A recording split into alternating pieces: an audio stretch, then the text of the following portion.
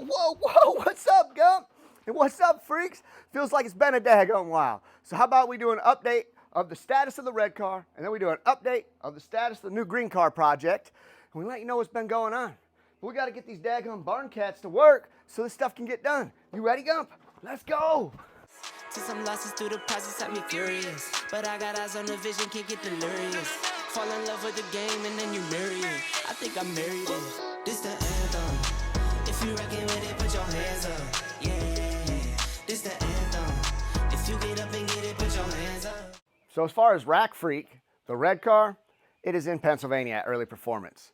Now they have some pretty big task ahead of them. When I dropped the car off, it didn't have a single wire in the car to start with. So, of course, I'm getting updates periodically, and the first update I got, it was pretty major, is the car has power hooked up.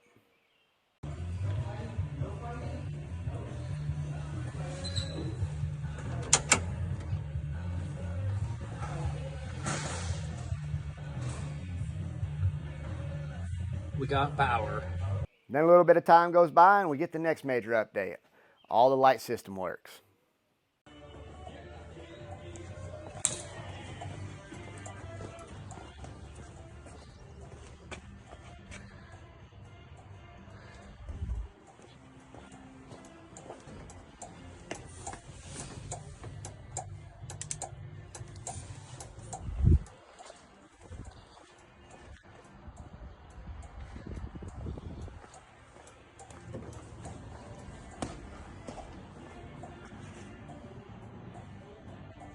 Then fast forward to a moment that'd make your boy daggum almost tear up. They sent me a video of the first startup.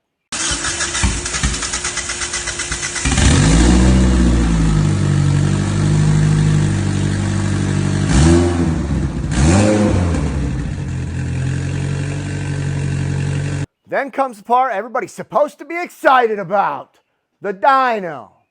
Quite honestly, I don't really give a crap. I always loved this thing that Jason Drew had in his car. Don't let your dyno sheet outrun your trap. Get it? Like trap speed, ET. Ha.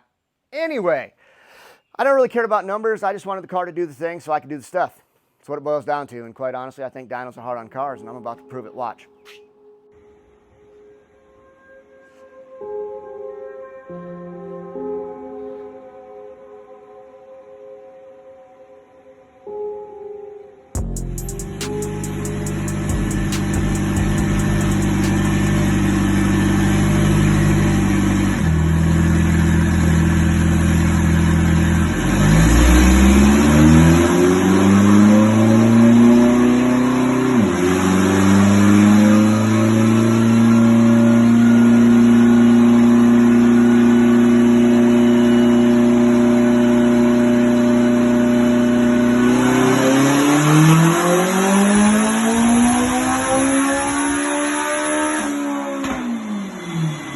So the car gets on the treadmill, and this is the first catastrophe that we face. The crank to flex plate bolt came loose. All of them. Did a whole bunch of stuff it wasn't supposed to do. Wallered out the flex plate, to say the least. So the first part to a solution is knowing the problem. Now we know the problem, so I hit up Kigley Racing and said, brother, can you get a flex plate and can you get a shim over to Early Performance? The update was, while I'm in sick week filming for Deal Brothers Racing, of course, go check out their YouTube, Deal Brothers Racing YouTube channel, but it was, they got the car back together for your boy. And I was fired up, to say the least. And then it got led with a little bit of an unknown. Basically, the timing belt came loose and jumped some teeth, and it kind of felt like it might have been a valve or two. So as you can see, we bent some valves and took out a valve guide. I mean, at least again, now we know the problem, so we can start towards the solution. I'll admit it, I'm getting a little antsy. I want to be in the car, but I'm trying to understand truly that it's God's timing. I ain't meant to be in it yet. Matter of fact, 6 out of the 8 races I was going to go to have been rained out completely. One of them got started and then got rained out. Only one race has been finished all the way through that I was going to go to. And my boy Rico won that one. Good job, Rico. So it's just not meant to be right now. All I'm learning is that I'm getting more and more fired up the more time I have away from my car. So when I come out, we're just going to go swinging. I literally can't wait to get out there and do the dang thing.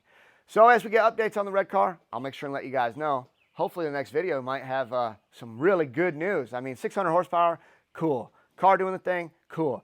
All of that in a new build, cool. Your boy's super grateful, man. Like super, super grateful. I've had so many people help us get this car together. Ooh, it just genuinely exciting. When you get goosebumps talking about the thing, brother. Oh, brother. So anyway, there's the updates on the red car. So let's go ahead and talk about the green car. Where are we at with this? Well, the reality is it's been running and driving. It just, the transmission clutches were gone. I kind of talked about it a little bit in the last video, but so I started trying to rebuild the trans and I could not put that engine in there the way it was. I didn't know exactly what I was going to do with it. I really didn't think I was going to strip it down as far as I am, but I am. So I kind of started taking it apart and just let it happen. Here's that. All right, while I actually have a spare second, I'm really looking forward to getting this up here. Just got to get this block out of here and we are squared away. I'm fired up to do this, man. Like, this is going to make it so much easier to not have to be on the ground, bending over, flipping that thing. Just rotate, clean, and assemble in one spot where I'm not bent over with my bad back. Thank you, Jesus. Actually, thank you. Boosted fabrication. That's right, folks. Don't let this peak male physique fool you. Your boy's getting older. Just is what it is. And these daggone barn cats, they're too little to help out. That's why I hit up my boy Curtis over at Boosted Fab. He's got all of these things that do all of the stuff to take the heavy lifting off this old man's back and put it on the trans and engine and lift it with the daggum hoist.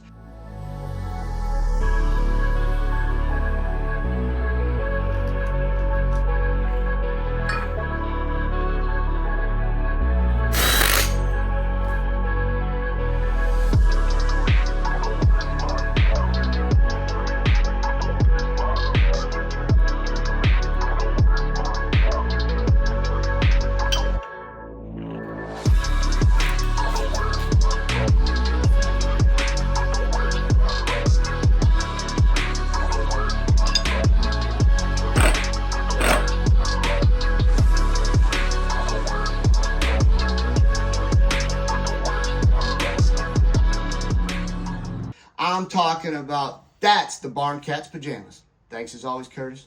Y'all go get you some Boosted Fab stuff. What are you doing?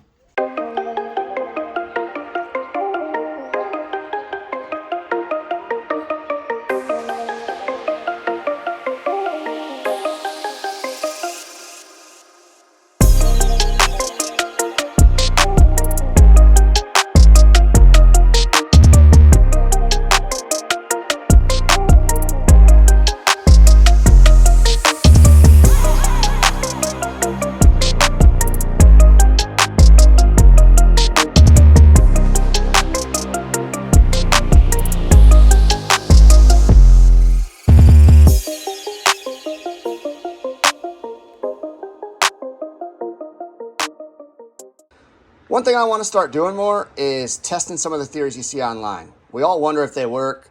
People always make it seem like they work. But anyway, vinegar on rusty bolts. Now, here's where I might have to restart my own experiment due to lack of patience and thought process and timing. I've thought about this for a while, but I haven't known where vinegar was. But my wife just got her hair bleached, so she was using it to clean out the bathtub.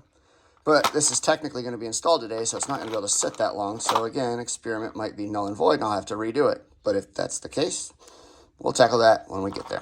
Anyway, I'm going to soak it in this, see if a couple hours does anything.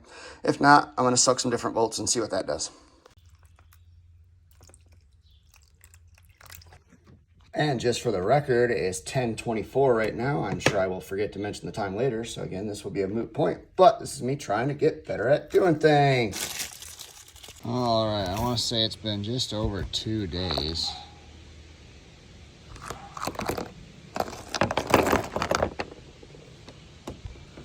I can definitely tell they're way better than they were. Yeah, I don't know how much justice I gave that experiment, being that I made these.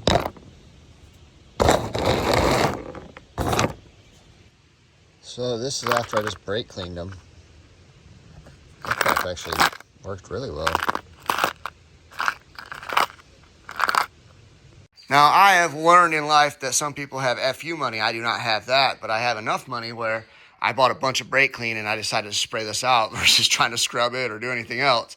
So I got to put the valve body back on, then the transpan. I took the transpan, and since it was quite a bit rusted, I took like a wrinkle coating, put it on there, and then I put black over that.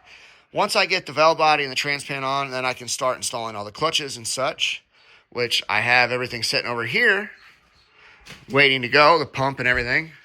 And I have the clutches soaking in trans fluid. So there's your little bit of an update on where we're at. Come on, babies. Come on. Come on.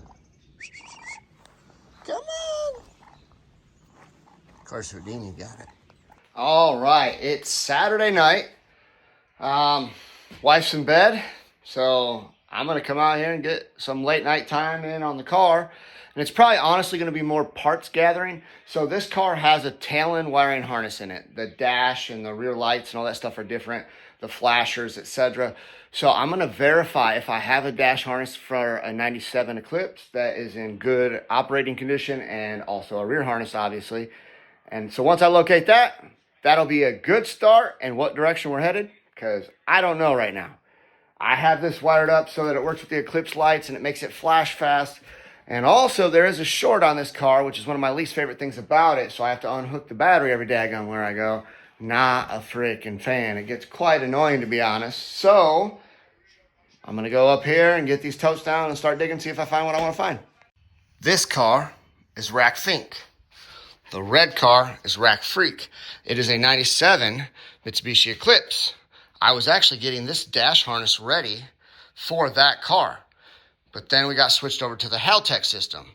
This was the best harness I had. I remember that. That's why it's on this daggum board. It had some things chopped out of it. I wanted to trace down, verify where they went.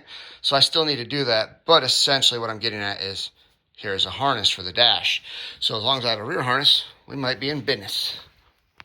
Like I said, I wasn't sure how far I wanted to strip this block down, but I knew my first goal was to get the head off. So that meant the obvious, getting the timing belt out of the way. I kind of just jumped around and loosened a bolt here or there, and honestly, I didn't go at it the way I would have if I had a plan, but it started snowballing. So I got the tensioner out of the way, I got the tensioner pulley bracket out of the way. Up next, I go ahead and tackle the water pump and alternator bracket. Now, I didn't have much of a plan, and I didn't tear it apart the way I normally would have, but I do always try to keep the bolts together as I take something apart, and as many times as I've dove into these engines, I still baggy things up just so no mistakes can be made. While we're hopping around, might as well jump down here and get the crank position sensor out of the way. It's two 10mm bolts, and then you got to undo the plastic clips connected to the timing covers. Then let's go ahead and squirrel our way back over here to the engine mount and get these 14mm bolts and nut loose so we can get this thing out of the way.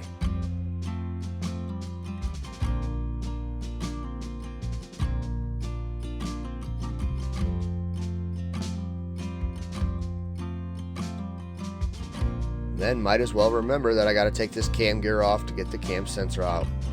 This also is two 10mm bolts, and it actually has a bolt held on with this harness, where normally most of the cars I get into are tore apart a million times, and that's not there. So that was actually kind of cool to see.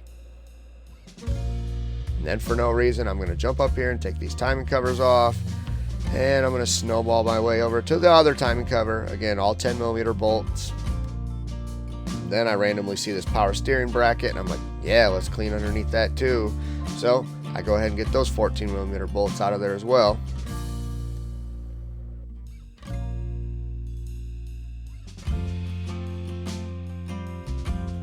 Mama always said it's okay to jump around, so I jumped up here and got these head stud bolts out the way.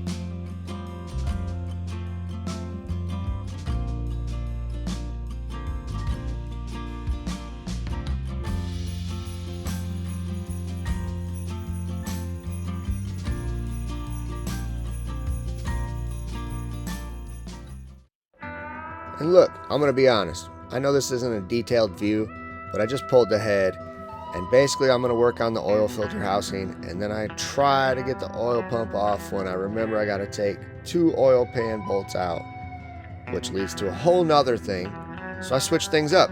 But I honestly just love this view of working in the barn at night with the light glistening on the cars, so I left it in here.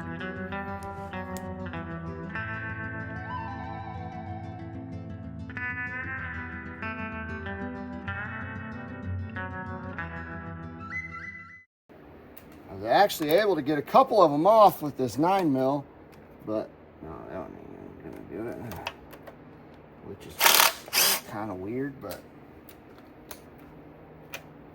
oh great, it won't even fit my daggum thing. Huh.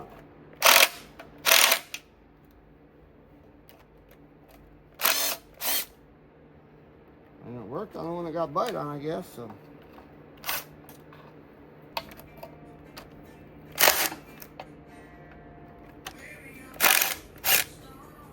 Got 2 left.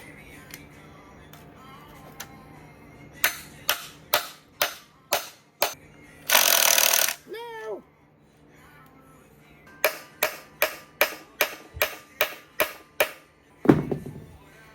Come on, baby. Come on. Last one.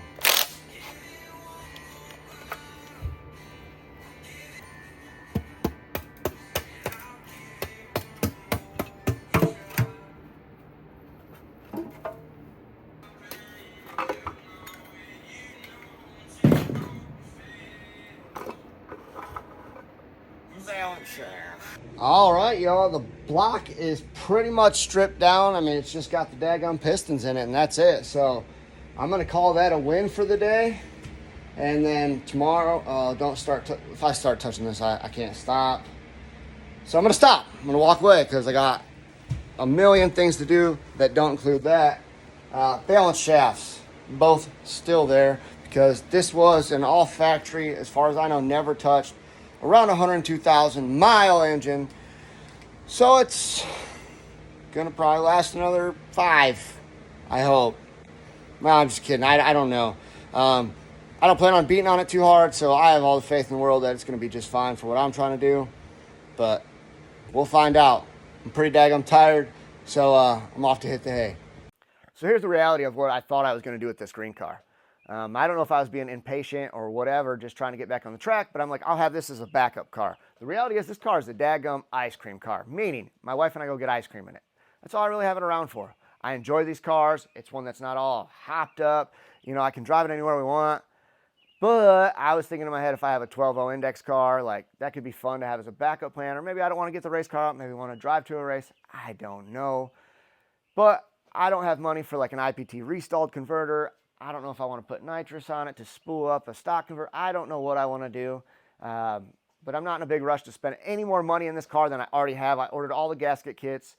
I ordered a couple little things for it just to kind of clean it up and make sure it goes back together properly. I don't want to get much vested past that right now. I have so much money in the red car, and I'm just going to be patient and enjoy that sucker when it comes out, because the more money I don't put in this, I can put in taking that to the track or testing.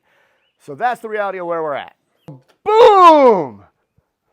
That's all the progress for today's video. I promise you this though, the effort behind the scenes, unmatched. We're doing everything we can to get the cars out there and start doing the dang thing. It is what we love to do, but it's just not our time yet. But just know this, our time is coming, and I can't wait to come out swinging, baby. I'm so daggum fired up, truly. How's your projects going? I hope you're out there working on them, because if you're not, I can promise you this, they're not gonna daggum get done. So anyway, get out there and start wrenching on them. And as always, I encourage you to be just like Gumpy is with his ball. And get out there. Get outside your daggum comfort zones. Feed dreams and start fears, y'all.